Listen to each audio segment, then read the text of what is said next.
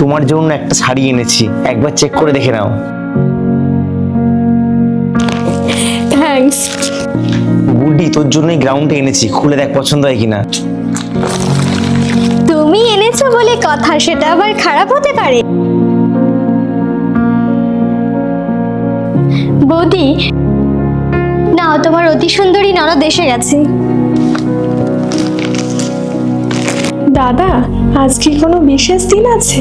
তোকে তো বলাই হয়নি, আমার একটা অফিস কালিকের বিয়ে আছে, আমাদের সবাইকে ইনভাইট করেছে। আমাকে দেবে না? পাগলি একটা, এনেছি তো। থামো, আদিক্ষেতাটা একটু কম দেখালেই বোধহয় বেশি খুশি হব।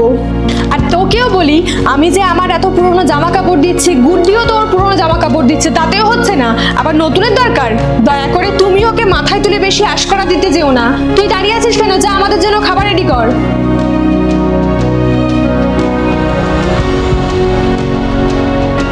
বিয়া, এটা তোর জন্য। আবার কেন এসব দিতে এসেছো দাদা? আমার তো অভ্যেস হয়ে গেছে, কিন্তু বৌদি জানতে পারলে তোমাকেও তো বলবে। ছাড় তো তোর বৌদির কথা, ও নিজের স্বার্থ ছাড়া কিচ্ছু বোঝে না। দেখ, আমরা হয়তো এক মায়ের পেটের ভাই বোন নয়, ঠিক কথা, কিন্তু বিশ্বাস কর, মন থেকে আমি তোকে নিজের বোন ভাবি। তাই বলছি, যতদিন তোর দাদা আছে কাউকে ভয় পাবি না। এই নে ধর।